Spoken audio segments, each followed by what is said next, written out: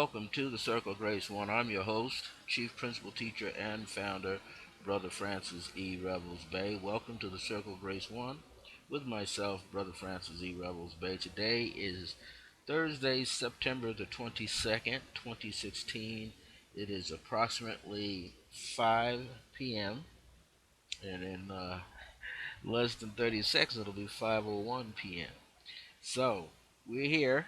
We didn't get a chance to broadcast live like this last week. A lot of congestion in the servers and in the ethers, but we are here today, and I'm happy because I don't have to use my trusty little mobile phone in which to broadcast from.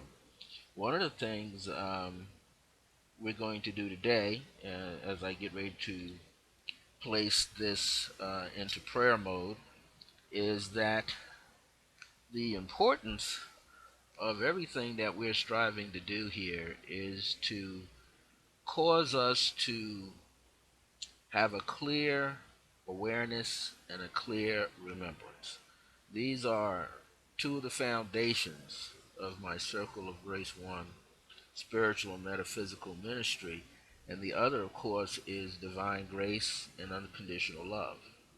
And those four elements help you to recognize that you are truly a compassionate being and that you are of value, and you can also impart um, the spiritual essences that could help people within your circles, people within your, and this is not only just your family and your loved ones, but also within your spiritual pods, as we could call them, your metaphysical groups. And these are the ones who are vibrating and resonating with you on the same level. And that doesn't mean that you have to have a huge crowd of people. It's not necessary. So all you have to do is just allow yourself to be. And this is going to, help you immensely. So through divine power and by divine grace, may all that you hear here today that is presented to you, may it be a blessing upon your heart, your mind, your ears, and your soul. May it give you the keys of greater awareness and remembrance so that you can go further in your life on your own path spiritually to activate and reactivate the various levels inside of yourself so that you can continue to grow spiritually and metaphysically, and also that you could have a closer connection to the divine source. We're going to talk a little deeply about that today. Um, it is essential that everybody get closer to that divine connection. Make sure that it is clear and solid and firm. And so shall it be. And so it is. Now, many of us, thousands of us, hundreds of thousands of us, half a million, a quarter of a million of us all over the world are being given this opportunity to not only explore our divinity, explore ourselves spiritually and metaphysically, shamanistically, occult wise, to allow ourselves to reach even far greater heights, and to allow ourselves to uplift not only ourselves but those around us. And it is very important to pay attention to the words that you are using. Words are powerful. Words, as we know, are the language or one of the languages that we speak. Now, we have the so-called American English language. There's the King's English language. People are talking all kind of languages, colloquial English, Pig Latin, all kinds of things. Then you've got people from other nations uh, talking in their language and their colloquial languages and dialects along the way. You can go to any country where find out what the major language of communication is, and you'll discover that it has some dialects running throughout the land that people use according to wherever they are and whoever they are. But we know that words create images. Words are embedded with energy. And this energy is what is behind the words that we use that is actually causing elements in our lives to crystallize and appear in our lives.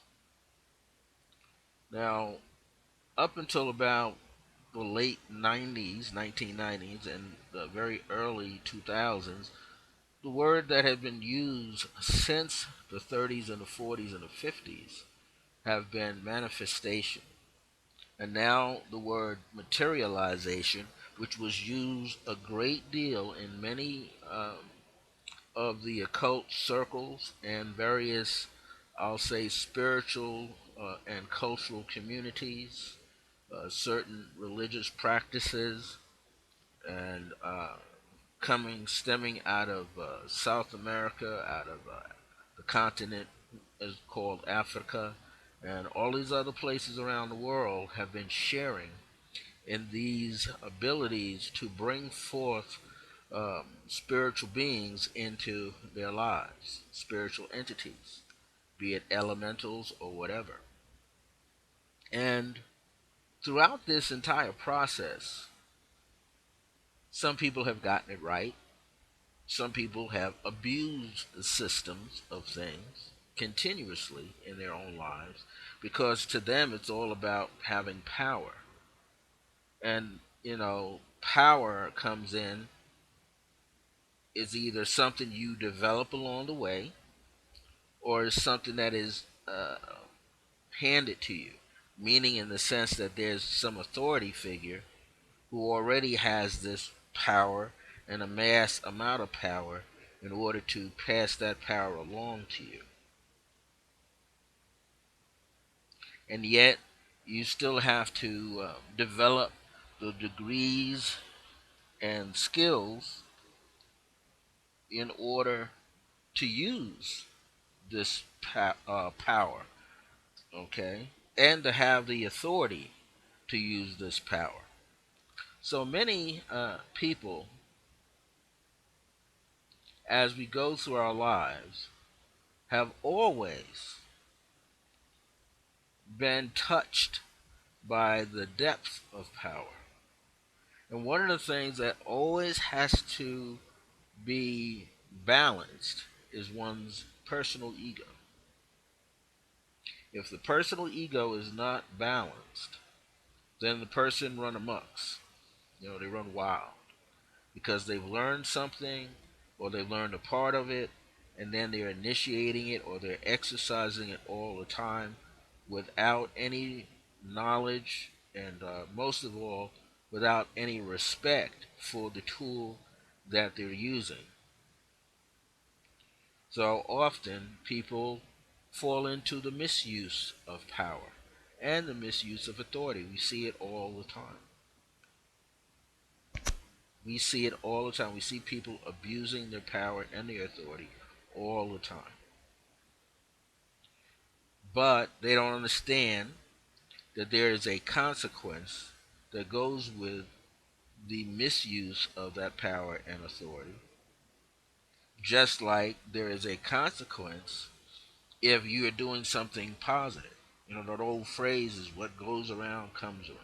Well, what thoughts that you place out into the ethers, what thoughts that you place out as seeds into the soils of your own subconscious and unconscious part of you, as well as your subconscious and your conscious side of you, eventually gains speed and comes back to you. And while it's coming back to you, it's collecting everything that is similar to it or just like it. And because one could be working in a high level, having a fuller capacity to do something, doesn't mean that the person has the knowledge, wisdom, or the understanding or the compassion that is necessary to wield that kind of power through their words and through their actions. Because it will show up how in their deeds. It'll show up in what kind of habits that they have.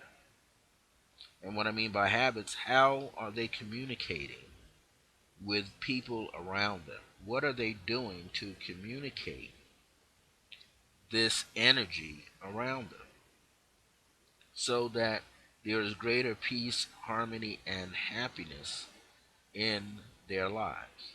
So often, people make the mistake, and all of us have. There's nobody in the world who hasn't made this mistake of taking the power that they have learned and the authority that has been given to them, and then they go about somehow tripping up and taking advantage of it, and taking advantage of other individuals. So, what happens with this is that one finds themselves misusing what has been entrusted to them. And in most cases, I will say in some cases, maybe very small percentages, people who have no interest in having power, have no interest in being well known, have no interest in being placed on a pedestal. These are the people who carry the mantle of humility on their lives, and because they carry that humility on their lives, they are able to gain more than the person who has the so called keys, than the person who has an entourage of people following behind them, placing them on a pedestal, causing them to feel extra good or extra high and mighty because they've got some keys to work with. So, what we find is that people have to learn how to cultivate what they are receiving. Now, words hold our intentions, our words hold certain images. Not only just the image of what you are thinking about, but the person that's hearing, the person that's receiving the communication of those words from you, they have their own images that get connected, and those images are impregnated with their life's experiences based on what those words meant to them at certain times of their life. Example, when somebody tells you, quote unquote, happy birthday, you've had what, according to your age, year to year, a birthday. And if your birthday was pretty positive throughout, I always like to say 9 times out of 10, you experienced a very happy birthday, which was a celebration of your life, of being in this world. If it was heavily populated with good things all the time, surprise parties, surprise gifts, trips, you name it, or just the fact that your loved ones, your close loved ones and friends and family acknowledge you and show their appreciation for you. Now, when people, of course, are doing that from a year to year situation, after a while it kind of wears off. But if someone is giving you that kind of attention and care and nurturing day to day, just like in the beginning, the mother gives birth to the child, and therefore the child has greater warmth and generosity handed to that child, then of course the child grows. If that child is isolated by the mother or father, mistreated by the mother or father some way, that child loses touch with the world and they start what, going within. Especially if they realize and they understand that that parent is not able to give to them the attention that was given when they carried the child in their womb. Images. Images speak mountains of energy that can cause you to feel the word. The person can put, excuse me, an inflection on the word. A person can put an inflection on the word up or down in their voice, and the word has a different feeling to it. A person can sound flat in the tone of their voice, no kind of cadence in their voice, not firm perhaps in their voice. And what happens is the person feels disconnected, not only from the person, but from what they're hearing. This is what happens when children and teenagers and younger college students are in classrooms. If you don't have a teacher who's animated, if you don't have a teacher who's not only animated but loves what they're doing and enjoys seeing the student think through an issue, which is all about life thinking and then planning and doing, if that's not seen in the classroom by the recipients who are the students, what do students do? They gaze at the clock, they gaze at their watch, start looking at nowadays. Back in the day, we looked at the clock on the wall, or we were looking out the window. We sat close enough to the window. Now, children, they've got the almighty power mobile phone to work with, right? So now they'll look down at their phone, texting away while the teacher's talking to them or the professor's talking to them. So they're caught up with these tools, external tools. They don't hear the message. They don't hear the lesson. Or they're not interested in the lesson. So we know that what people have to learn how to do is to be careful with how you are speaking and what you are saying always. And that's really paying attention to the feelings, to the energetic feeling that you are placing in the words. People can feel your sincerity. They can feel that should trust you. They can feel that what you're telling them is potent with faith. You're speaking from a level of deep compassion. You're honest, you're sincere. You're giving them the feeling that you are transparent, that you're not hiding anything. All of these things energize the words that we use. Not just words that we're using like adjectives. Excuse me. Ooh, boy, a lot of energy. Not like adjectives or adverbs. Adverbs are the adjectives to the verbs, and adjectives are used to what? Enhance the experiencing of the noun, right? So when you don't have those extra vibrational words connected to a common word or a sentence, the sentence doesn't sound all that exciting. If someone told you that they were going to, like out here, we might tell somebody we're going to the hot air balloon fiesta, and that's all we need to say. But if someone juiced it up more and said, yeah, we're going to this dynamite, international, colorful hot air balloon fiesta that just gets your creative juices flowing because you see all these colors and shapes. Then you see all the people who are highly animated, from the youngest child to an elder, taking all kind of pictures, experiencing these balloons, hot air gassed up balloons, colorful balloons. And every year they have some favorites.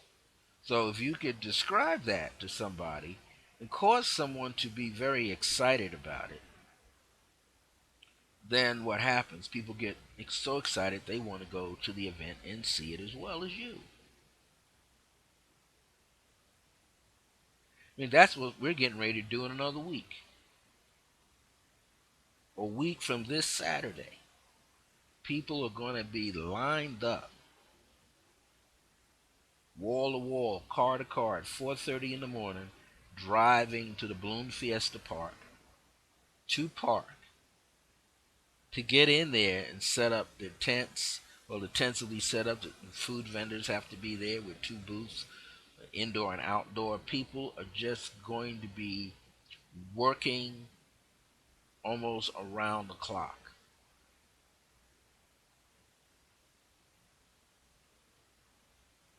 People are going to be there celebrating this annual event. And the whole thing about it is people come to see the balloons ascend. And they come at nighttime. I mean, there's bands during the daytime, but they come at nighttime to see what they call the glodio, the balloons lit up, but they're still tethered to the ground. But just using that as an example, it's how exciting can we get with our terminology, our words? Can we allow our bodies and can we talk with our hands and inflections of the tone? These are all things that happen in the line of communication. We do not have to be so solemn. We do not have to show fear, but we have to be clear in the mind and clear in the heart. Those are the two zones that must be cleared out and aligned and attuned together so that spirit can come from its many different angles and flow through you and then not only manifest in you but materialize out into the world, your surroundings. This is essential to your well-being. The power of words. So we want to pay attention what we are speaking into our lives to give birth to our lives, more energy in our life. And that energy can show up as material things in our lives, whatever that we're seeking and that we're desiring. So I wanted to take that moment. Another thing is the energy of feeling that has to go into the use of your words. If there's no true feeling there, then what happens is the person has no connection. The images don't even pop up in their mind because there's no fuel, there's no feeling going into the words and phrases. And you can try that with yourself. You can work that with yourself. Stand in front of a mirror and a reflector mirror where you can see yourself and speak flatly, meaning no tone, no rhythm to your voice, a whole hum, boring kind of flavor. Then pause and see what kind of response your body is giving you. And then create something with a lot of emotional charge behind it, where you're even thinking about a positive experience that happened that you can associate with what you're saying. And when you do that, people who are hearing your words, they are making associations based on their experiences. So your words are acting like a seed and an activator, a catalyst when other people hear them. And then they get excited. We know that if I sat up here and I started laughing, and just laughing, and just laughing, and got you into laughing, then you would have the same experience. But your experience will be based on the energy that flew up out of you, the energy that's inside of you that makes a connection to your laughter, to your joy, to your excitement, to your celebration of life. So we want to allow ourselves to have this kind of connection with words. Words that we use, because words are very important. I mean, to some extent, we go through school We have to learn how to write words, we got to learn how to read words, and we have to learn how to comprehend those words. Then we have to be able to use those words in a sentence. So not only you're writing, you're finding out the meaning of the word, learning how to speak the word, pronounce it, learning how to write the word, use the word in a sentence. So when you understand that you have this working knowledge of a language such as words, then you can get your point across. Then when you get into just sound, just the power of sound, whether it's a singing tone, a chanting tone, and the intention laid out in the sound can produce wonders in whoever's hearing that sound. And they don't have to know what you said. In other words, they don't have to identify any vowels, any consonants. They don't have to identify any words. They'll just have to hear the sound and the rhythm or cadence of your voice and the inflection in your voice. And that alone will begin to move mountains for that person. About 13, 14 days ago, uh, my guides and ancestors came to me and said, "We want you to do a handwritten project." And I said, "What kind of handwritten project I'm going to be doing?" It says the kind that's going to bring people to have more compassion in their lives, more sense of healing, wholeness, wellness in their life, because you are going to be sending them a handwritten letter. It could be in a card, a short note with an extra piece of paper in it, or just flat out writing. Well, to date, since the 8th of September, I've now written close to 18, 19, 20 handwritten letters. Some across the city here of Albuquerque, New Mexico. Others have gone east of the Mississippi River back to New Jersey and New York areas, and further down into Florida and further upstate New York. It's amazing what a handwritten letter will do for the recipient. One of the things is that the recipient gets excited because they're they're getting something. Someone is thinking about them. Someone is caring to impart um, life into their life, even if it's just talking about what you've experienced. And what's been happening with these handwritten projects, this handwritten project, is that I don't know what I'm going to say to the person, but I do a very short meditation in the morning or the evening or after, whenever I'm going to write this. And when I do this short meditation,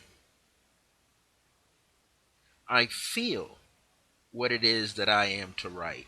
And once I start to feel what it is that I am to write, it all begins to flow. Some people have gotten a glimpse of my life in a 5-page letter. And the person, I don't really know the person. I only met the person on Facebook. A lot of these people I met on Facebook. I've been befriended to them since last year. Some a little longer. And some, a whole lot of them, I've never met before. Yet I've shared a part of my life with them already. Fearlessly. With unconditional love. And the only two requirements from anybody else, if they want to participate in this with me, is they're under no obligation to answer the letter that they receive from me. No obligation. I'm not expecting that person to write me back, whether I know them or not, or just met them. I'm not expecting them to send me a letter, a response. handwritten. But the second part is they must write a handwritten letter or card to someone else. Now, I'm not even required through Spirit to send a second letter. There are some people that I've written to, and they're going to get a second letter. The Spirit has directed me to do so. Some people, though, interesting, there's a cluster of people who have gotten affirmations only. Some have gotten just decrees. Some have gotten both the affirmation and a decree. Some have gotten poetry and prose. Some have gotten a letter of appreciation. A letter of appreciation that uplifts their spirit, that honors who they are in this world today. Some people have gotten a corny joke. I've actually given this person a corny joke. And if it's meant for them to laugh, they will laugh. If not, they'll pass it on to somebody else. But the whole purpose of this handwritten project is to, for a moment, take your mind off of receiving junk mail in your mailbox at home. I'm not talking about electronic junk mail. I'm talking about regular junk mail. Uh, it gives you a moment to rest your mind from the worries and anxieties of bills that come to your house that you created. And it brings the fact in that someone thought about them. Someone took the time to share part of their life with that person. So the only other thing you'd have to do is you're not obligated to write me back. You're just obligated to pick someone in your life to send just one letter to. It could be one person or several people. But what you're going to realize is that you're participating in this opportunity to share unconditional love, greater awareness and remembrance, and divine grace shall abound in that person's life and yours too. So you're getting a chance to expand people's awarenesses and remembrances that they are a loving, endearing individual, that they have within them the capacity to love another and to express it unconditionally through a handwritten note in a card or a handwritten letter. Like I said, some people got 4 and 5 and 6 pages. Now, the only thing when you're writing a handwritten note is you got to write slow enough so that the person on the other end can read your script as well as you read it. And if you can't read it, my advice is you ball that piece of paper up and you start all over again. You can white out if you want, but I like to just sometimes take the ink pen and scratch through the error. Why? It's the old fashioned way. Unless I was writing in a pencil to somebody, then you just erase the obvious mistake. But you're writing with ink, you can use correctional ink, or you can just line it out and write the word over the top, or write right after it. The beauty of it is it just lets the person know that you are taking the time out to share this unconditional moment with them. And that in itself becomes a blessing because you are choosing, check my time here, you are choosing to bring peace into a life of another person. That's what you're choosing to do, to bring peace into the life of another person. And by you taking the time to do that, you are understanding how you help affect the world. You help impact the world around you with the things that you are doing. And one of them is the power of the written word. The power of the written word can go a long way. Again, you are striving to make a difference in the world. Or you know this person well enough, you might call them. But usually, what this is about is reaching out to people who you normally don't talk to. They could be friends of yours, but you haven't written a letter, you haven't contacted them in a while. They could be relatives, cousins, aunts, uncles, elders that you haven't spoken to for some time. Maybe you call them once a year. Well, now they can get not only that once a year phone call or that short email, but now they can get a handwritten letter that is loaded with your personal energy in there. So they're going to feel what you are writing about. You know, I used to teach a little bit in a workshop, and it only took about 3.5 hours or 2.5 hours to teach it. And it was on handwriting analysis and the fact that a person can also develop psychometry at the same time, which psychometry is holding an object that someone has come in touch with, that wears it all the time.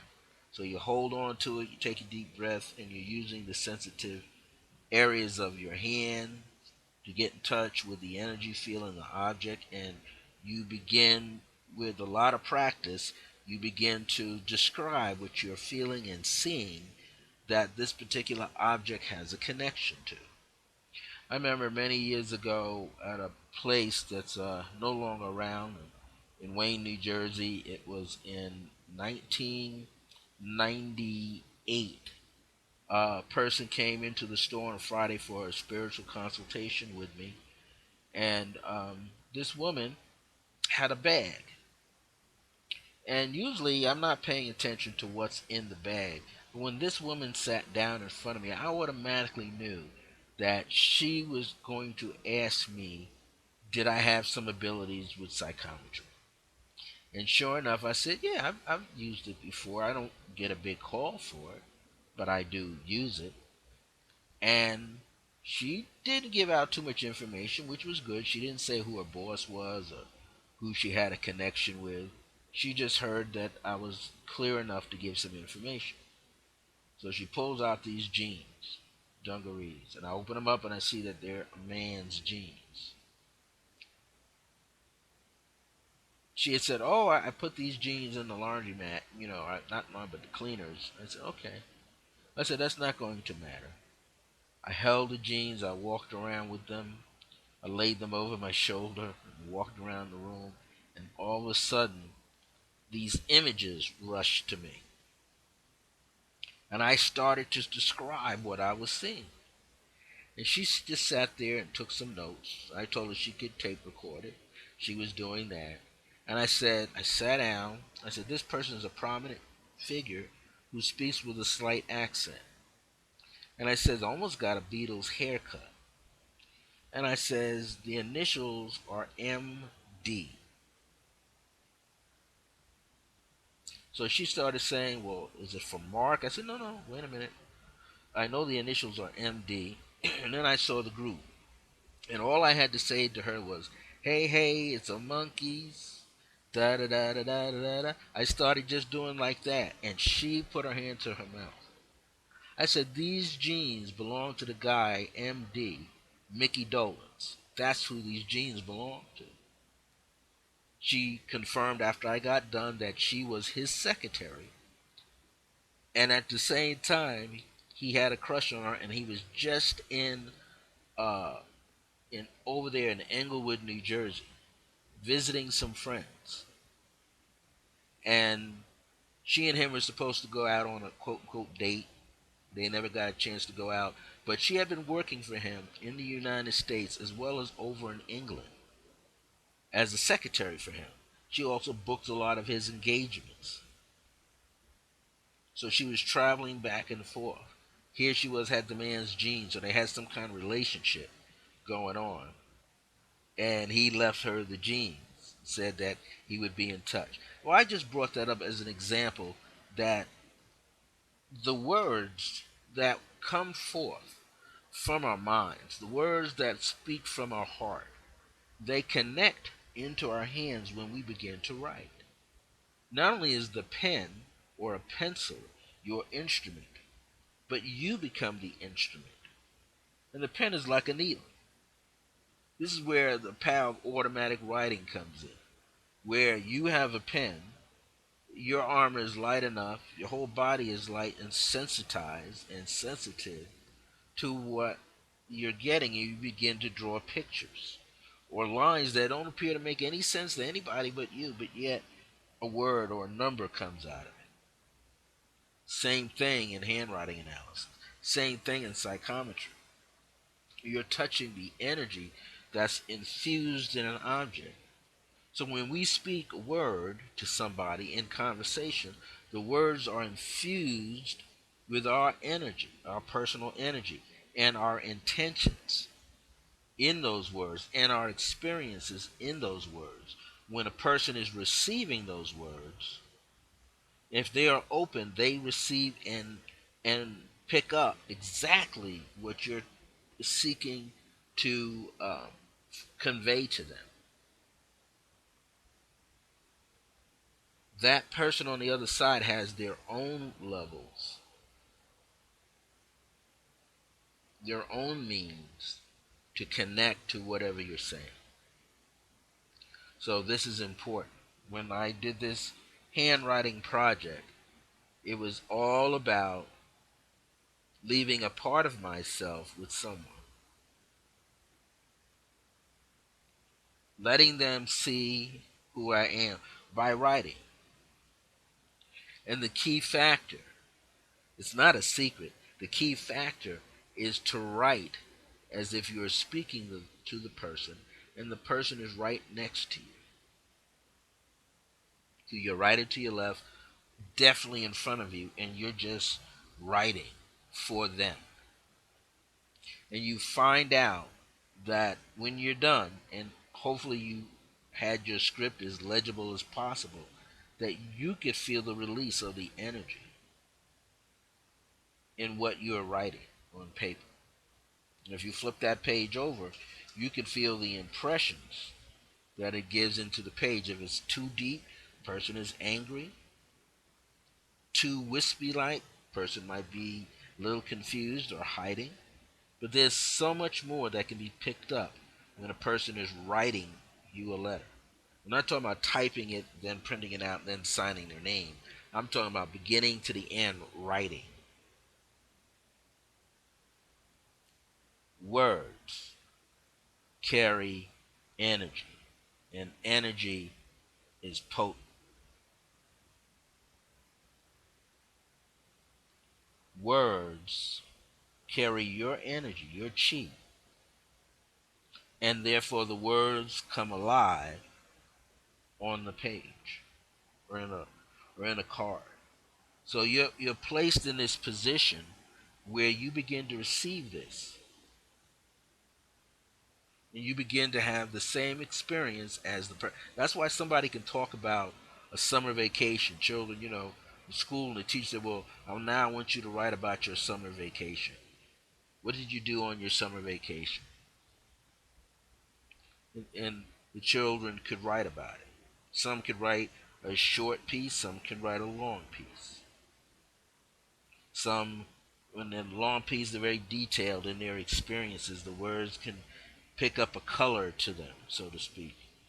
And as the words pick up a color, excuse me, the words pick up a color, whoever's receiving it is picking up the energy. And if the intention is laid out just right, the person will be there with you in the writing. This is what great authors do.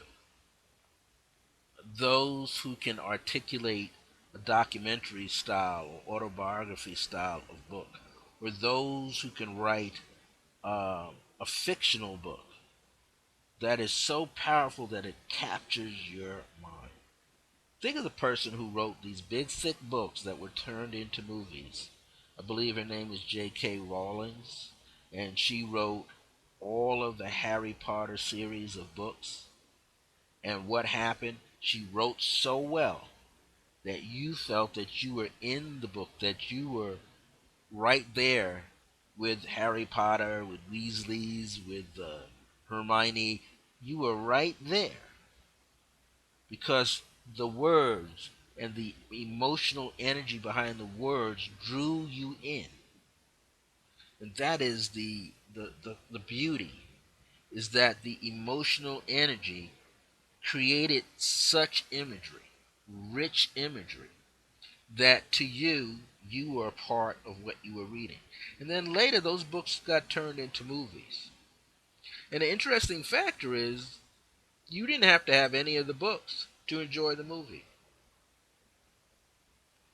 I remember reading a couple of those books that became movies, and they were able to make the movie more rich, richer than the information that you saw in the book. But for the most part, the script is right there. Yet, you had the experience that she was writing about, and it made you a part of it. The movie was doing the same thing.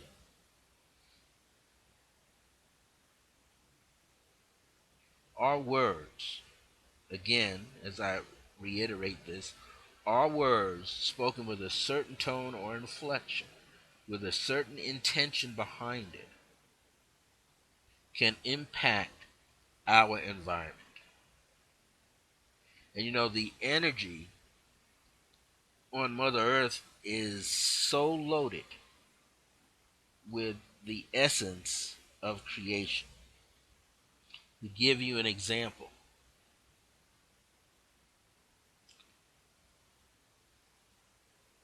I've been saying off and on that I need a small shoulder tote bag. Small bag. And I don't have it here in front of me, I have it behind me right now. But I wanted a book. Now, here's a 12-inch ruler. I wanted a tote bag that was perhaps pretty close to about, we go from this way down here, the 1 inch side. Here's 12. I wanted this bag to come close to 10 inches. 10 inches in length, okay? And I needed the bag to be at least close to 7 inches in its height. So if I stood it on its edge, it had to be at least 7 inches. So we're talking about a 8, close to 8 by 10. Then the depth of the bag, what we would call when you look at it from its side, the edge, I needed that to be pretty close to somewhere between an inch and a half and 2 inches. I saw a bag. Now, I've been talking about that for over a year. I mentioned it to my spiritual sister that I'm going to get a bag. Now, interesting factor, I was using a bag similar to a portable DVD bag.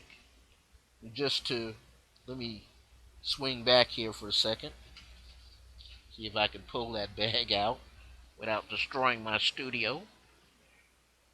Hold on just a second. Got to take my headset off.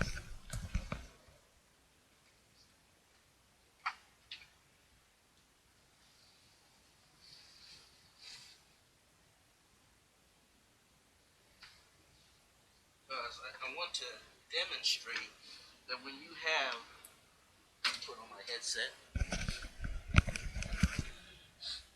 that when you have the law of mentalism working in your mind, you can work it. Now, here is the DVD bag, right? And if I measure off this DVD bag, DVD, not DVD, if I measure it off, this bag is roughly 10 inches, 10 inches going across this way.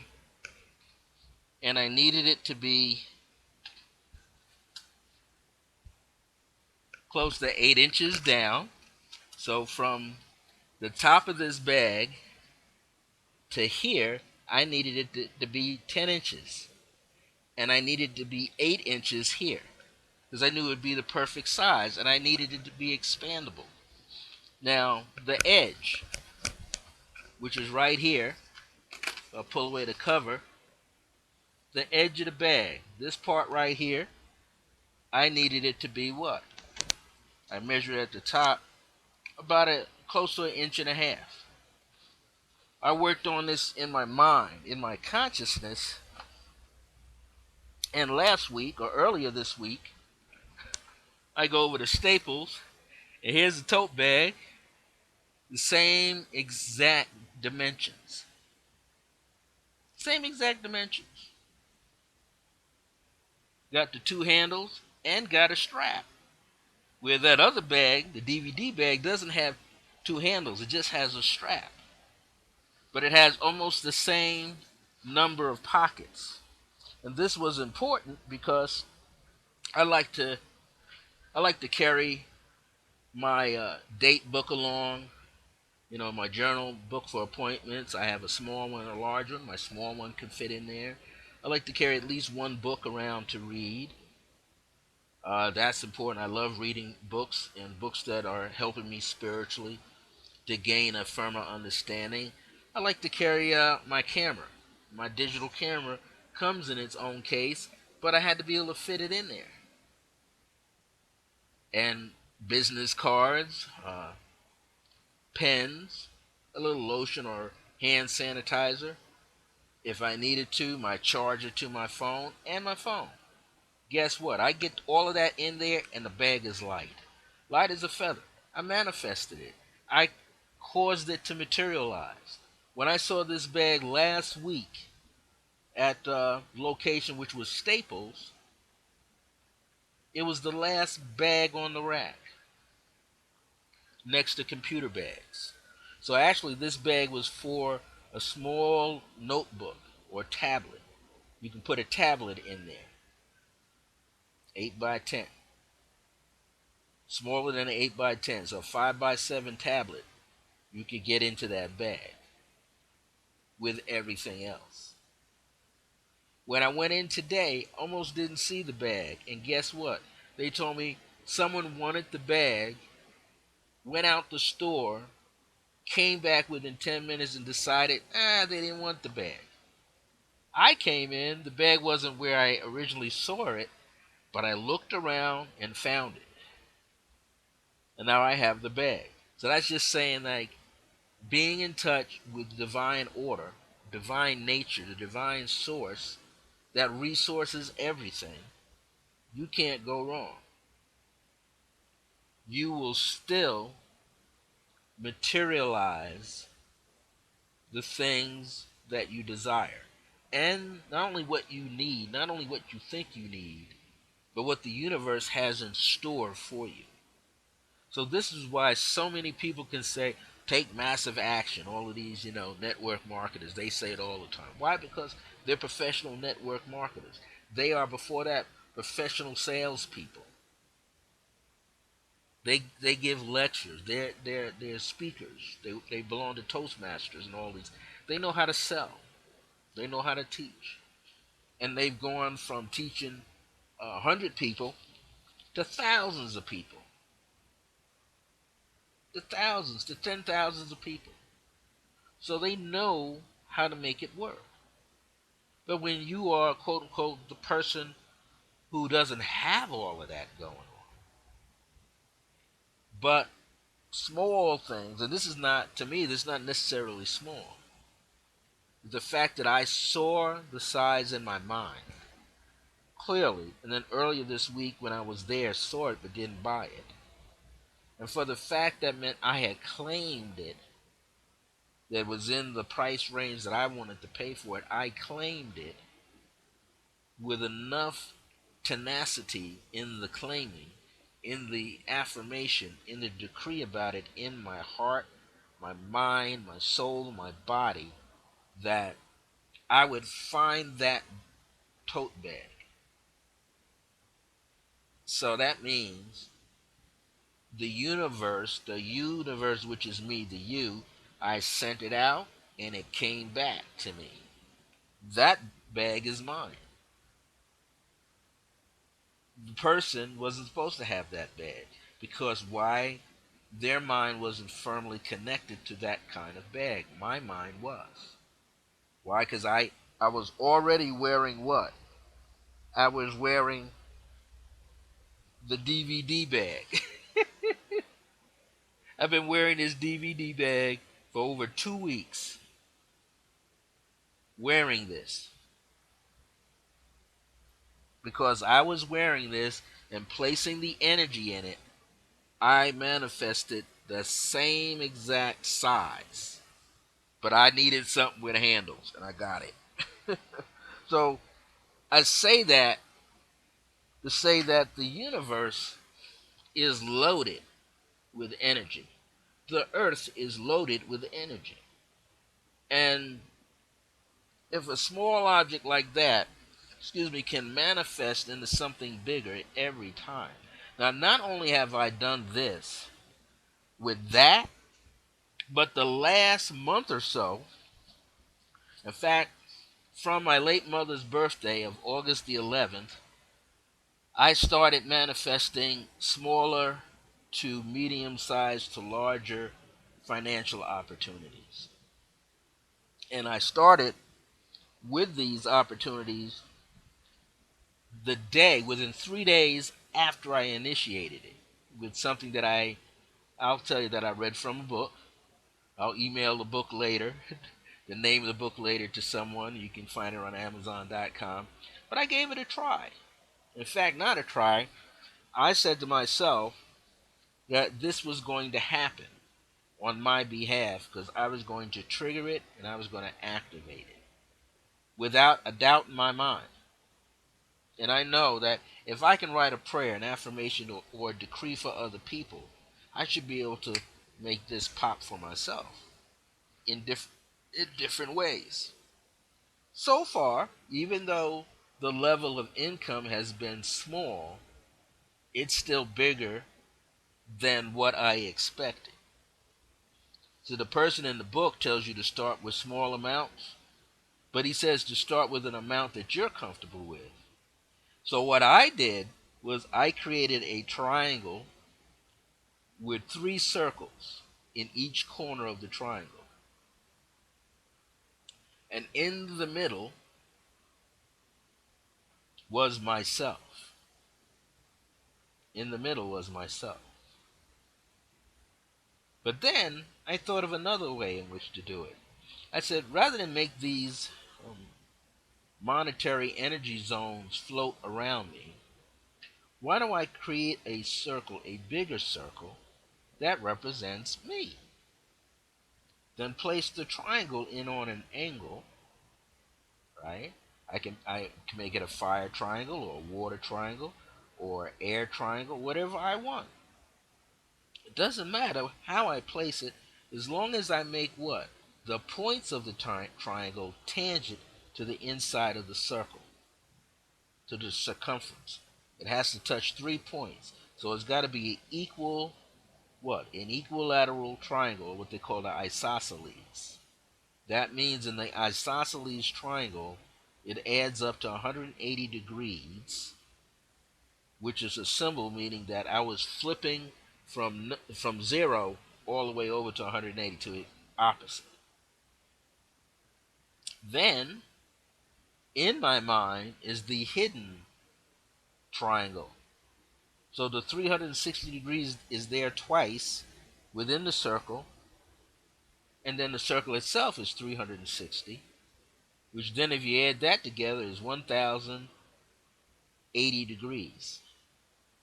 Mantras are chanted 108 times.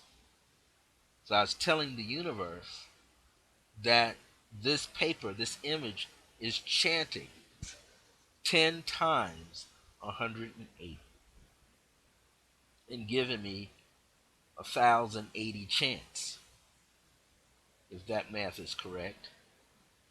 But this is the most important part.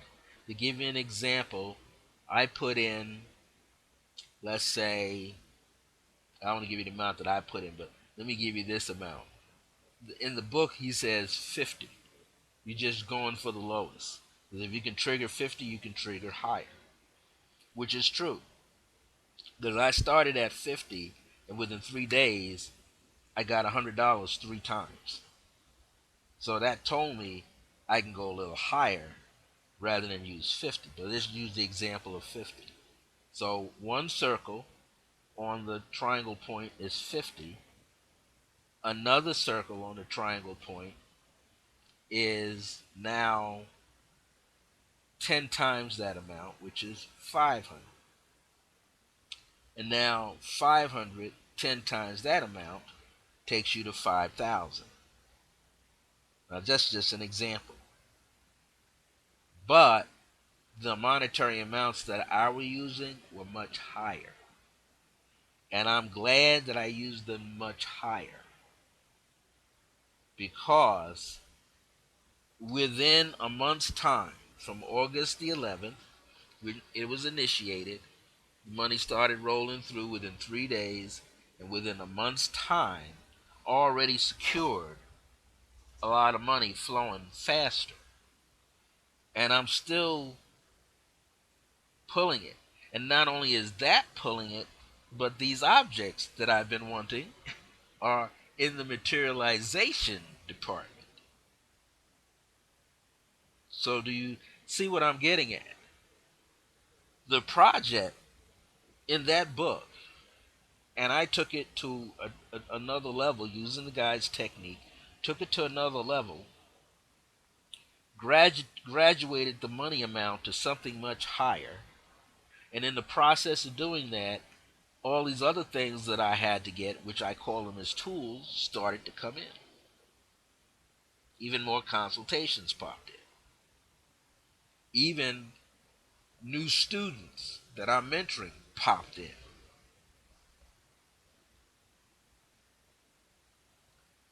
3 circles on a triangle inside of a circle. That's 4 circles. I've got 4 new people in my life that I'm connected to now. Isn't that amazing? And I have 4 major spirit forces that I have been using all the time before that are now bringing it out on a different level. So you see what's happening? We have the ability to ride on the current of Mother Earth and begin to materialize the things that we desire in our lives.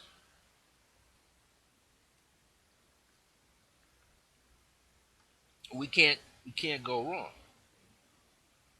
So let's move that energy onto something such as staying connected to the divine source. The divine source does what? It resources everything. It elevates the source that you're receiving from it, and it's repeating on many different levels the same energy. As it repeats itself within its designated its cycles go beyond what you can imagine. And therefore, like a magnet, you think of the word universe, the U is a magnet. You can point that magnet out and you begin to draw in things into your life. You become like the magnet and draw things into your life. And I'm going to say that even for myself. Because for many years, I worked on how to become a magnet. Often, when we are studying, doing a lot of work, a lot of research, we research outside of ourselves. And that's a common thing that we do. We research outside of ourselves. We talk to people who have similar or same experiences or desires. But in the end, you must become that which you are seeking. And it makes perfect sense. The late Reverend Ike used to say it. All these other people outside that are now saying it got it from Reverend Ike. Reverend Ike definitely put it out there. He said even the ones that were in the Science of Mind communities, which are now the Centers for Spiritual Living and the Unity churches, they were knocking on the door, but they weren't saying it as direct as the late Reverend Frederick Eichenkrota would say. He would say, you have to become that which you are seeking. You have to, he would say, fake it till you make it. You would have to pretend to be that thing. If you could pretend to be that thing that you are seeking until it is firmly in your hands, you can enjoy the process along the way. The process, the journey becomes joyful. So, I made this joyful. I took a small project. It said, I want a tote bag like this DVD bag, same size, with a shoulder strap, but I want mine with handles. So I can actually carry it around with the handles. And I want it to be lightweight. So I can just take a few items, just enough items in the bag to carry. And I also said I wanted a few other things that I needed to put out in the mail to come back to me. Those things came back to me, then that showed up. That's a sign of travel. That's a manifestation of travel, which is one of the things I wanted to be able to do that I'm planning on, to travel a lot more. But I put two things out as a seed that I needed to get back, and as he said, have fun along the way. Before those things materialize, do some other things and enjoy the process. So you know what I also did? And this is something Reverend Ike did all the time. See, Reverend Ike wasn't born wealthy. He was born poor. He came into a family, even though his mother was a school teacher out of Ridgemont, I think it was Ridgemont, South Carolina, and his father was a minister, a Baptist kind of a minister. They were still poor. But he, in his mind, saw riches. He said how he used to take a broomstick and push it through the dirt as if he was envisioning him driving a Rolls Royce because he saw one and he wanted one. He transitioned with four Rolls Royces in his life. They said he used to point them out on his property in the four directions, north, south, east, and west, that he could drive, fly wherever he wanted to. And he sure enough did it. But he used to say, even when he moved into New York City, he would travel into New York City around Columbus Circle. And many of you might know what Columbus Circle is. At the bottom of Columbus Circle, there is the start of Central Park, and you can go all the way up to 110th Street on the other side of Central Park, right? He would be at the bottom going through to all the restaurants, and he would sit outside and he would watch Rolls Royces pull up and Mercedes pull up and Jaguars pull up. And he envisioned seeing himself driving one, standing next to one, being in the seat, back seat, passenger seats. Eventually, as his money increased, he would go inside, and all he would order was toast and tea. And he pretended like he was waiting for somebody else. He said, I'm waiting for somebody to come here. They're due to meet me here, and I just need to sit down and have some toast and tea. And he would do that. And then he would go to other places, sit down and do the same thing. What was he doing? He was building up the vibration to be prosperous, to be abundant. So I took a page out of that. So I know I'm prosperous in spirit. I may not have all the physical things, but I know that changes are here. Right here in Albuquerque, The Southwest is a great place. Most Southwest places here in Albuquerque, in the state of New Mexico, have what they call Old Town. Old Town is where the city first began. I have some favorite Native American jewelry galleries that I go to. So much. The people see me. And there's one, the guy's name is Chimney Butte. He's a Native American. He's either Santo Domingo or Cochiti, one of those reservations that he's connected to. I make it my business to go into his shop. When I come down there, I visit Chimney Butte. I shake his hand. We talk. I see what's going on. I buy some things. But you know what I like to do? I like to go into his place and look at the most expensive thing in there. The most expensive sculptures, the most expensive artwork pieces. This guy has two stores, one in Albuquerque, Old Town, and one up in Santa Fe. And Santa Fe is the wealthy. But this guy is known for having all kind of items. For he calls it for movie stars and you. The R&B singer Usher has bought a silver belt, pure silver belt for him with turquoise inlaid in the belt, as well as a belt buckle.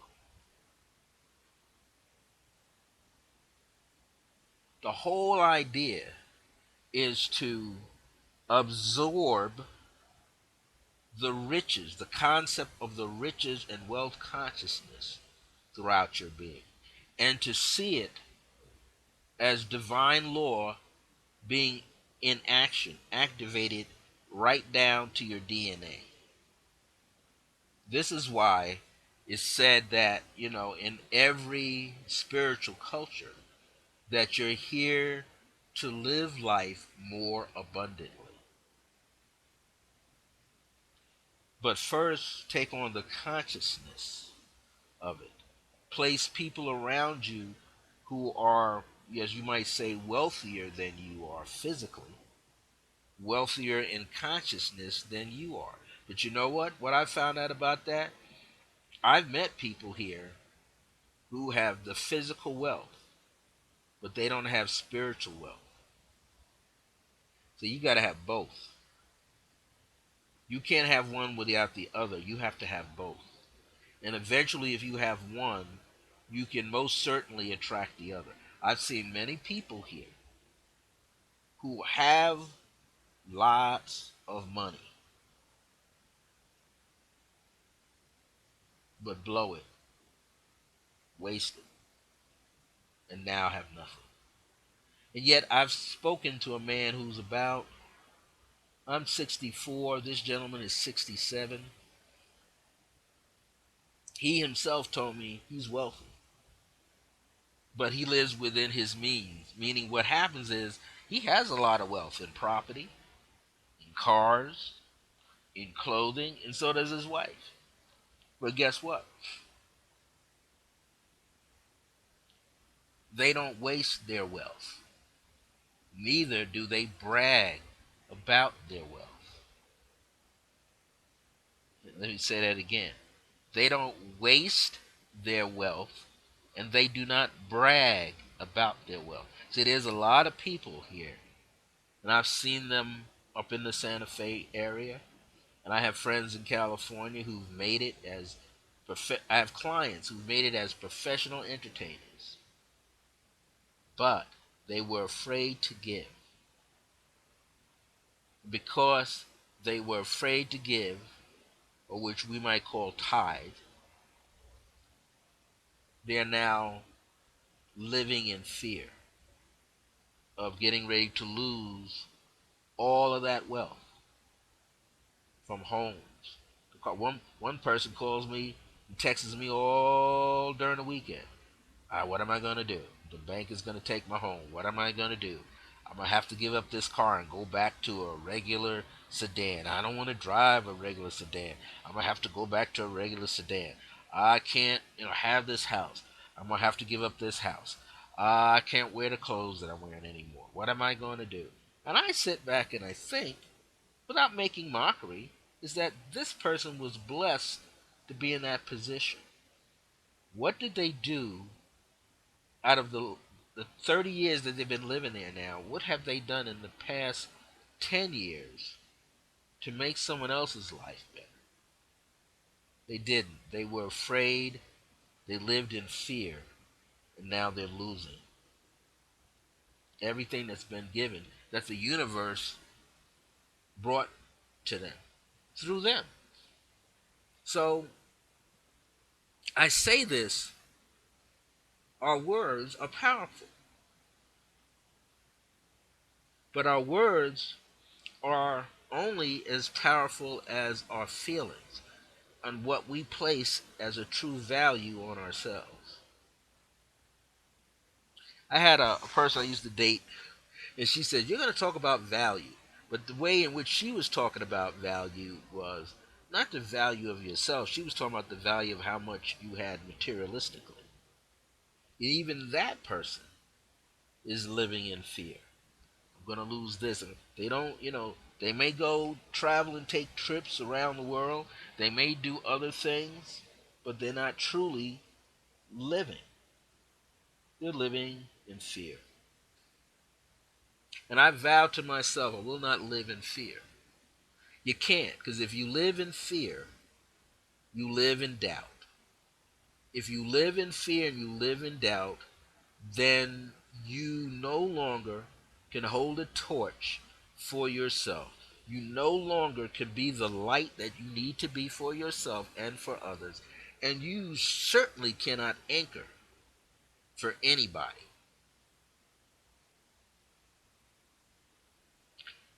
The late Reverend Ike was saying the whole time is you're already worthy. There was a gospel singer. His last name was Saap or Sapp, and it was sounded like one of the professional football players.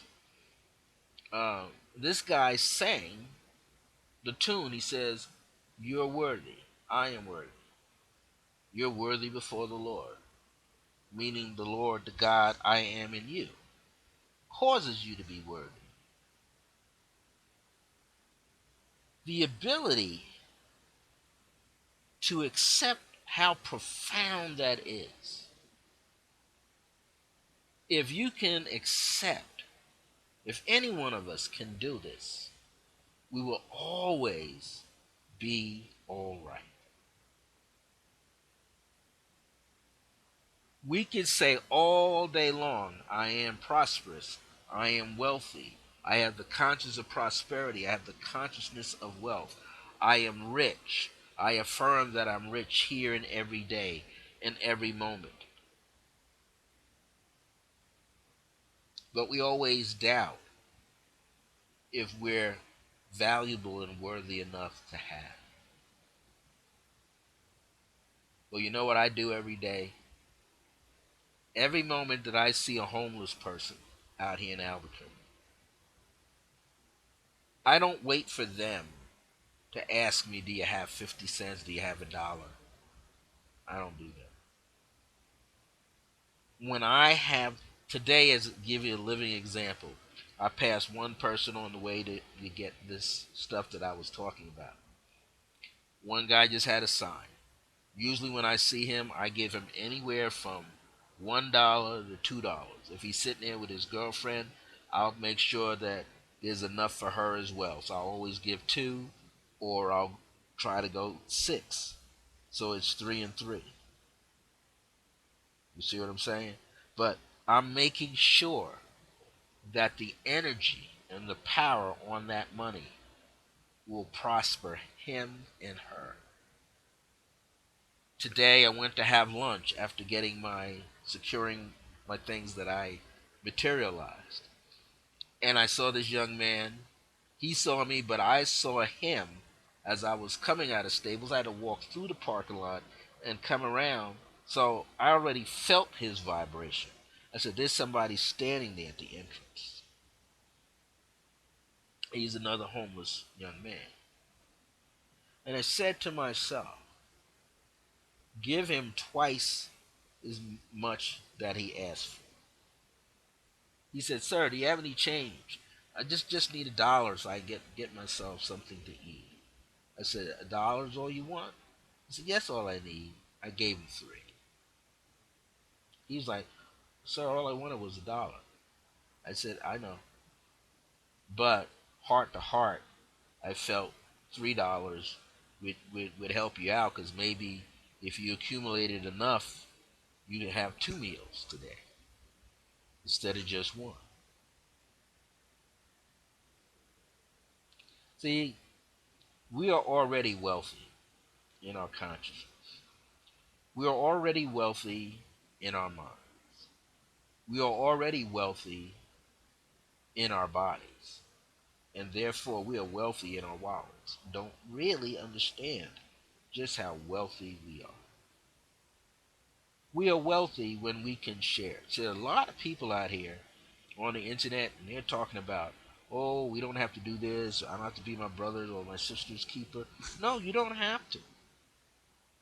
But when you get to some point where you're losing things financially, where you're stressed out financially, where the universe is stripping you of everything financially by way of some other things that you know that you shouldn't be doing, it makes you go back and think, for all those times, I could have blessed that brother or sister with just $1 more than what they asked for. See, when you give more than what you ask for, more than what they ask for, they're like the angels in disguise. Because when you come back, you shouldn't see them standing there. They may have moved to someplace else, but you won't see them standing there. Those two young men, those two young boys who are like young men in their 20s, 19 to 20 years of age, homeless, all over the city. The one that I gave the $1 to who only needed 50 cents. By the time I came out of that establishment, the one who I gave $3 to, he wasn't even there. You know where he was? He was sitting down in the next little cafe having something to eat. And the other person, when I came back from around the corner, he was already gone. But those were signs. Take these signs and utilize them. Long ago, in a past life, many of us lived a life of a pauper. In a past life, we were a prince or a princess. We were a king or a queen. We were a wealthy merchant. We were a quote unquote land baron.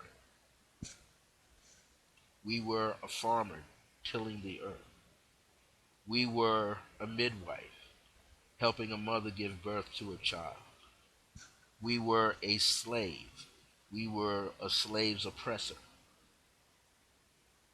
In every multi universe that we find ourselves in, we are balancing the scales of our karma. This is why I've always taught that let our karma, Karma, the work that we put in this life, let it become our purpose, which is our Dharma. Dharma. In both words, you have karma, you have ka dealing with the body and the spirit of who you are, the light within you. Ma, short for mom, short for mother. The spirit of the mother of creation is there with us. Dharma. In Dharma is the word harm. Bring no harm as you fulfill your purpose. Bring no harm to others as you balance your karma. D is the door, which is your mouth. Speak your words. Speak your life into being. Create no drama. Take the H out. Drama. Create no drama. Don't be the drama queen nor the drama king. In other words, don't look for unnecessary attention. You definitely don't want any negative attention. Pay attention to Ram, RAM, the Ram. That's a part of you, like that solar plexus energy, the Ram, the fire in you, the courage in you to move forward. And there is the Ma again, short for mother, as an alma mater. You know, when people go to colleges and universities, they always ask, "What's your alma mater?" What are they really asking you? The people that are asking you, they don't even know what they're asking you. Because your true answer is the alma mater. Al, El, Ma, the mother is alma. Mater is womb.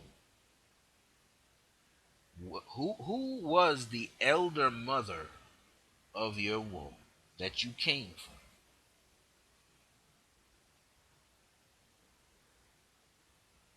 Alma mater. Another word for mater is matrix. Matrix is a mater, is a womb, loaded with information, loaded with experiences, loaded with illusionary things too, loaded with fear programs, loaded with prosperity programs, abundance programs, perfect health programs, loaded with spirit programs, metaphysical programs, the meta of the physical. It is all about reconnecting to the divine source that's already where? Within you. This is why the late Reverend Ike says you got to take on the consciousness of this.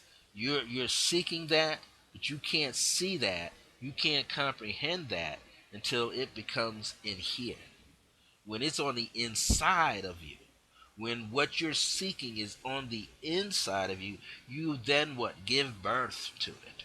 You give it a presence. The presence in you becomes a present. It's in this moment that it enters your life because you have aligned yourself totally with the divine source. Therefore, it has to come. Therefore, you don't have to worry about anything because it's being what? Released to you.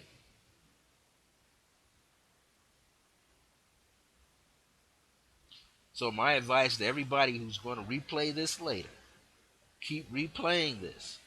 This is the message from upstairs. From our souls, my soul to your soul, my higher self to your higher self, my spirit, Holy Spirit self to your Holy Spirit self, was here to bring about this awareness of this teaching and bring forth the remembrance that you have done this before. You already mastered this before. You were born into this world as a master. You're already conscious. Because if you weren't conscious, there would be no divinity in you. If there's no divinity in you, there's no consciousness in you. You didn't have to attain it. It's already inside you. If you've been talking to spirit, been talking to your ancestors, been talking to Yoruba ancestors and Santeria ancestors and Vodun ancestors, you already are divinely conscious, or you wouldn't be able to interpret or hear what they were saying back to you. You would not understand what nature is trying to tell you. You would not be able to comprehend what the essence of this stone that comes from a place down in what they call this stone here comes from the city of rocks. People ought to come to New Mexico and see what the city of rocks are about. And they'll discover that the city of rocks look like people, observing people. Do you know when you touch the earth, you pick? There's a book now called Earthing. Huh? Your ancestors been doing that all the time before. Take off your shoes and socks and stand on the earth if you can. Here in the Southwest, you can't do that so easily because you got the hitchhikers. The hitchhikers are these little spiky things that fall off a cactus plant. You stand on that, you'll be hopping around stepping on more, hopping around on those. Those things are painful. You just might as well leave your sandals on and your shoes on. Okay? The bottom line is the energy of the divine is always in motion, always flowing through you. Whatever is happening outside of you is already happening on the inside of you. When you have weather going on outside, what is the weather of your own mind and the weather of your heart? Hmm? What is, I'm sweating here, what is the weather of your own mind? See, a lot of people say, well, I said I did a drum thing and I prayed for rain. No, you're living in Albuquerque and there are 22 reservations. They call them pueblos. 22 Native American nations surrounding this city. Those elder men and women praying all the time, every day. Rain, shine, sleet, or snow. Why? Because their reservations, make up 5,000 to 10,000 acres at a pop. And each one of their members of that reservation, their ancestors, their grandfathers and grandmothers, great grandfathers and grandmothers, left them all 2,000 acres apiece. Mm. When people are doing drum circles, they're not really doing anything. It's a good feeling to drum, of course. You're drumming in sync. Maybe there's a shaman, someone who went through some degrees to be a shaman. But in reality, these native tribes have been praying for centuries. You're just riding off the vibration of them. So when people say, I prayed for rain, no, they've been praying for rain. They got 10,000 acres of land with cattle on it. 10,000 acres of land. Wild horses running on it. They're the ones praying. They're the ones bringing the rain. They know how to bring the rain down. They know how to talk to the elements. And most of the time, they're not even drumming. They know how to drum themselves, to call upon the elements, to bring it into being. What you do on a drum is just byproduct. Again, you're just riding on the frequency. The frequency is happening all day long, 24 hours a day. They're doing their own sweat lodges out there. Then there are other groups that are meeting in circles who have been doing it just in silent meditation. I have a friend of mine across town. He developed a sound healing chamber that came to him, that was channeled to him. And then he met the man who started it all. And my friend across town and his wife, they are one of about 80 of them left in the world. And the man who taught it lives in Utah or Canada. So, who's teaching who? Who's really doing what?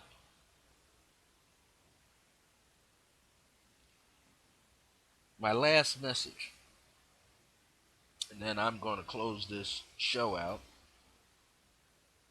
My last message is this, is that we have the ability to do more. I'm one of many anchors here in the city of Albuquerque and for this state, for the Southwest, for America, for the globe. I'm one of many. What is an anchor? Think of an anchor like a door person at a hotel. I greet you going and coming. I fellowship with you going and coming. I open the door and make sure you get in. And I close the door behind you. I am a guardian. Therefore, I have the power to move you into a place and move you out of a place, to bring something to you, or to help you release something that you don't need. That's what an anchor does. Think of the anchor like on a naval ship. You throw the anchor over what? To hold the boat into place. Not just the weight of that anchor is holding the boat into place, but the anchor has to be hooked into something. They send divers over all the time on a boat, and they make sure that that anchor is secure. Then the divers come back up, get on the boat, swim to the ship, and then they're loaded back up onto the boat. An anchor. Make sure that you come to understand your part in this bigger plan. Divine order is in session. See, people are thinking divine order just started. No, divine order has been going on for billions and trillions of years. It replicates itself in a manner that it has to. It'll bring about uh, so-called destruction and so-called creation. It's just bringing about a cycle of things. So when people talk about the earthquake, it's not out of the ordinary. Earthquakes have been happening for gazillions of years. When you become more in love with the earth, more in love with the atmosphere of the earth, more in love even with the galactic energies of the earth, when you become respectful of all of those energies and realize that you are part of those energies too, they are part of you, and some are like your equal, some are observing you like you're trying to observe them. But when you're about creating this network, this firm grid of energy where you become more crystalline in nature, when you can lock into the energy of the earth, where you can feel the power in the grid and know that everything is going to be all right. See, one of the things I noticed here, being in the city of Albuquerque, it's already been set as a twin flame to Sedona. It's already been set to a twin flame to Sedona, and Santa Fe is a part of that. So Albuquerque, Santa Fe, and Sedona, they got a connection. You can live anywhere within that triangle, or you can live within another triangle that counterbalances Sedona. Draw a line from where Sedona is all the way through. You put it just right on a map, you'll find it's opposing. And that doesn't mean that it opposes it, it also balances it. And it's somewhere here in New Mexico where it hits. And it sets up a little diamond or rhomboid shape. What I'm saying is that many of us have more than one uh, mission. Think of it, you're the Clark Kent in the lowest lane of your own life, and then you become the Superman and Superwoman at night or by day. You have more than one role to play in this world, in this universe, in this galaxy, and beyond. You're here to balance everything. But while you're busy balancing everything, Spirit says have some fun along the way while you're creating the balance. Bring yourself back in touch with the divine of all things. Do not cut yourself off from anything. Tune yourself in. Have the experience with everything. Everything imaginable. See, one of the things I like about being here in this middle of the state, I really don't have to be any place else. I can feel every place else just from here. That's the beauty of it. That's why I'm here. See, I'm an anchor, but I can feel the energies of other cities from here. I don't have to physically be at some other location. I could pick up on somebody someplace else. I could feel the vibration. When you become an anchor, you connect to everything.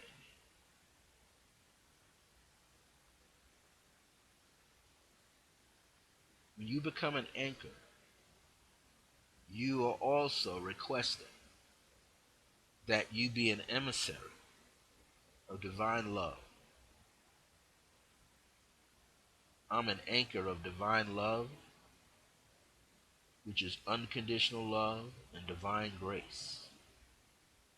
This is why I always say, remember that divine grace is a blessing because we're alive and well in the age of remembrance.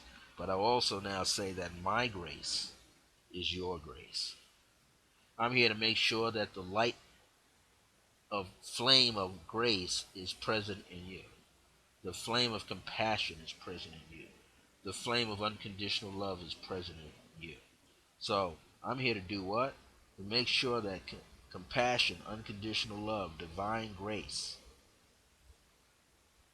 divine, which is the unconditional love, which is divine love, but divine grace, awareness and remembrance. 5 keys. You got to work with 5 keys. You got to have compassion. Through compassion, you can show unconditional love. If you have unconditional love, it means you're compassionate. It means that divine grace will certainly abound into your life and into the lives of others through you because of what? Your awareness and your desire to do what? Have remembrance. Those are the 5 points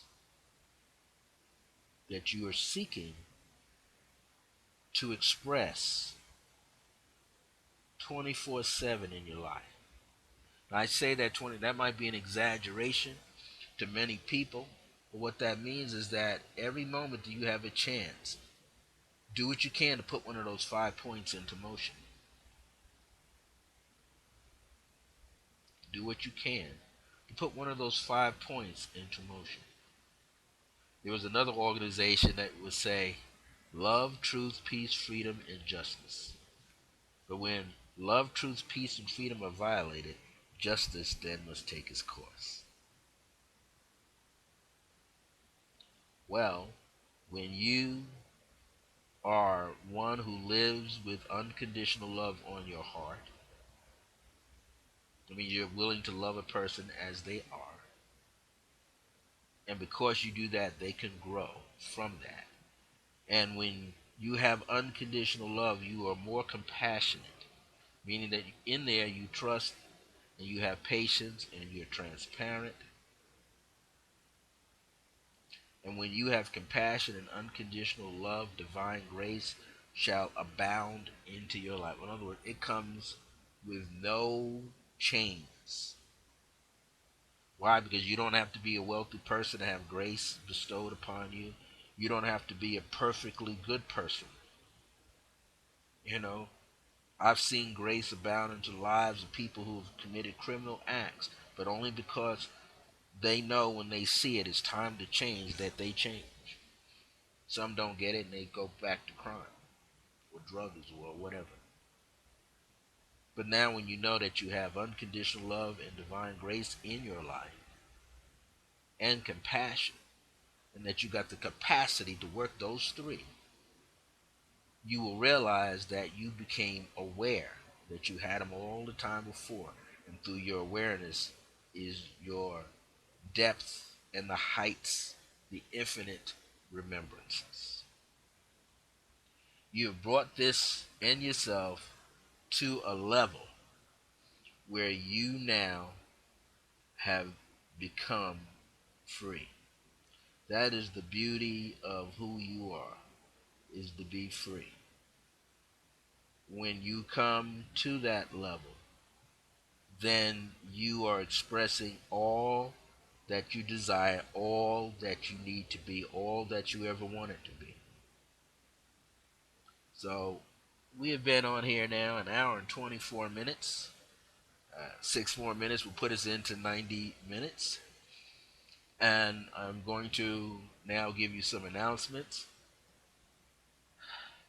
12 years ago, I wrote a book about my life called Dancing in the Light of Divine Grace.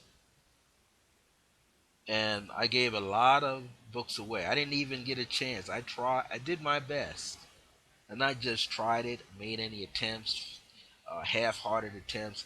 I actually wrote many publishers at that time, 12 years ago. No one wanted a book. They had plenty of authors. I had written to many big metaphysical distributors and everybody that I could think of. And at the time, when I did this, at the time, no one was interested. So that told me I had to self publish. But I couldn't find any publishing companies. They were very expensive, you know. They charge a lot of money just to print one book. That didn't help. A little bit more money to give you five printed books. That's not going to help. Maybe give you 10 books and still expensive. So what I did was I had retyped the master. Took my time, retyped the master manuscript, and I put them in binders, and I sold them just like that. Some I gave away, and some I sold. I sold that manuscript, but before selling it, it sits already in the Library of Congress. Since 2004, there's two of these manuscripts sitting there. It's called Dancing in the Light of Divine Grace. Dancing in the Light of Divine Grace. And it talks about my life's experiences as a child.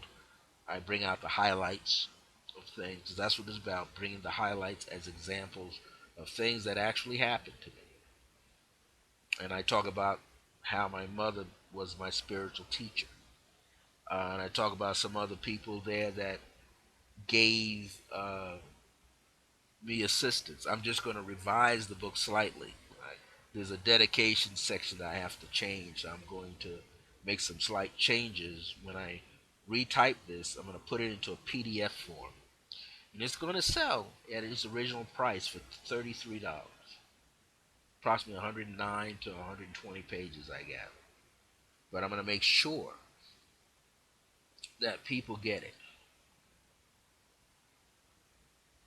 Not only am I talking about the things that happened in my life, but I have a couple of essays, poems in there, and I'm gonna keep it all original because it's important for people to see the original piece, because the original piece is my foundation.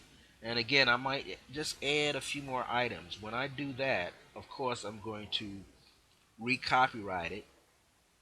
I'm gonna make sure I send it to the Library of Congress again with the revised copy, and it'll be out there for everybody to see. That's called Dancing in the Light of Divine Grace. I think I call it Dancing in the Light of Grace, but I think it's Dancing in the Light of Divine Grace. That is the appropriate title. I still have the five basic spiritual courses in PDF that people can purchase for $27. I'm in the process of, I was going to add on about five or six more. My goal was to get it done by November the 1st. I'm going to revamp that. I'm just going to put out a few more because there's no real rush to get all of this out there, you see. But I do have the five basic spiritual PDF lessons, courses. The Key to Life to Numerology. The subtitle is Numerology is the Shorthand of Astrology. I have White Light Meditation and Energetic Shields. That's the importance of meditation and what the white light meditation is and the kinds of energetic shields that you can create within your auric field. Then I have Understanding Your Dreams. And this is looking at the power of our dreams and the symbols that come up and the different ways in which you can interpret your own dreams. Then I have The Art of Manifesting Your Heart's Desires, and the subtitle is Through the 10 Fields of Awareness. So it gives you a way to march right through it and bring something into your own life. And then the last is Tarot Basics 1, 2, 3. Part 1 Tarot Basics 1 introduces you to the 56 cards of the 78 deck of tarot cards. Tarot Basics 2 introduces you to the 22 major arcana cards and what they mean. Tarot Basics 3 introduces you to the maps of consciousness. And this is what I call the tarot spreads. And I give you the 1 to 3, the 3 card spread, which is also known as the radio spread or the yes and no spread, how to interpret it. I also give you the 5 card into a 7 card spread. Let you know what that 5 card spread does, and then a 7 card spread. Also give you my favorite one that I use all the time, which is the 16 card spread. But in the 3, the 5, and the 7, which also involves a compatibility reading between two people using 2 rows of 7 cards, I give you some real life examples on how to interpret the cards. The 16 card spread doesn't give you that, but it gives you an idea, an inkling, and I'm willing to share that with you. It's copyrighted, all this material. Each one of these PDFs go for $27 a piece. You could save $17 when you purchase all 5 of them in advance, and then you get it for $118 instead of paying $135 for all 5. All you have to do is send me an email that says you would like to purchase any one of these at $27 a piece or all 5.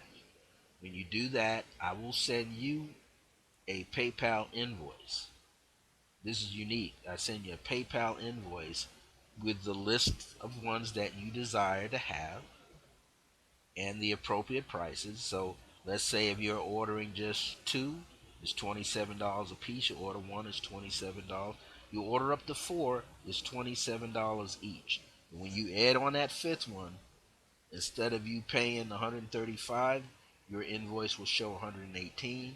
You just click on view and pay, or view and view and pay in the email, and it takes you to PayPal. You can use your debit card, bank debit card, or any debit card that you have, or PayPal if you have a PayPal account, it'll be direct, or you could use your credit card.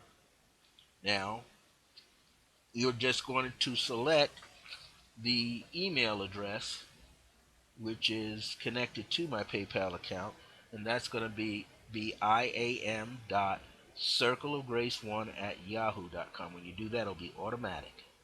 As soon as the payment transaction goes through, I will get a special email. And what you need to do when you make that payment, you need to put in the comment box your distinctive email address. Your distinctive email address. Because once the transaction goes through, I will send you the PDFs that you paid for to that email address. So make sure that you spell your email address correctly. That way you will get the PDFs, once you pay for them in full, sent straight to your private email inbox. When you get the email inbox, you will see the links there for each one, and all you got to do is download it to your laptop, your iPad, and save it where you want it. If you have an iPad, you'll save it to your iBook library section in your iPad. Uh, Whatever notebook or tablet that you carry, there'll be a specific app for that. If you just have a desktop computer or your laptop computer, doesn't matter if it's Mac or whatever, you will be able to save the PDF and open it up in your download section. Then save it wherever you want to save it. I wanted to let you know that because I have a lot and I want to make sure you get them. All right, we're getting ready to close out this show. We've been on for approximately 1 hour and 31 minutes and 33 seconds. So we've been on here 90 minutes. That's good. That's good. That's very good. In fact, longer than that, right? 120 minutes is 2 hours. So we've been on here for a good level of time. We've been here a little over 2 hours. I'm glad that you were able to receive this information. Thank you for joining me. See you here next week at 5 p.m. Mountain Standard Time, which is 7 p.m. Eastern, 6 p.m. Central, and 4 p.m. Pacific Standard Time for the Circle of Grace One with myself, Brother Francis E. Revels-Bey. And don't forget, I'm on Blog Talk Radio every Wednesday at 4 p.m. Mountain, 5 p.m. Central, 6 p.m. Eastern, 3 p.m. Pacific Time for a 30-minute program at the Age of Remembrance, better known as the Circle of Grace One in the Age of Remembrance, every Wednesday at 4 p.m. Mountain Standard Time. Thank you so much for connecting with me. My grace is your grace. Until next time, remember that divine grace is a blessing as we are alive and well in the age of remembrance. Thank you so much. See you soon.